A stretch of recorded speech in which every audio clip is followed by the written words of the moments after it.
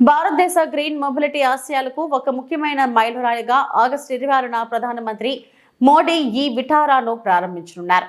Suzuki యొక్క మొట్టమొదటి ప్రపంచ వ్యూహాత్మక BEV అయిన ఈ విటారా భారతదేశంలో తయారు చేయబడింది మరియు 100కు పైగా దేశాలకు ఎగుమతి చేయబడుతుంది. బ్యాటరీ పర్యావరణ వ్యవస్థకు పెద్ద ప్రోత్సాహకంగా గుజరాత్లోని ప్లాంట్లో హైబ్రిడ్ బ్యాటరీ ఎలక్ట్రోడ్ల ఉత్పత్తి కూడా ప్రారంభమవుతుంది.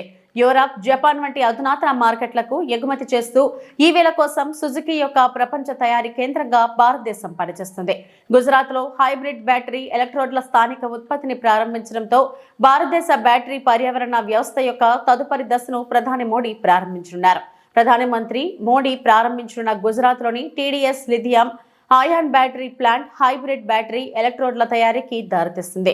తోషిబా, డెన్సో మరియు సుజుకీల జాయింట్ వెంచర్ అయిన ఈ ప్లాంట్ దేశీయ తయారీ మరియు క్లీన్ ఎనర్జీ ఆవిష్కరణలను పెంచుతుంది.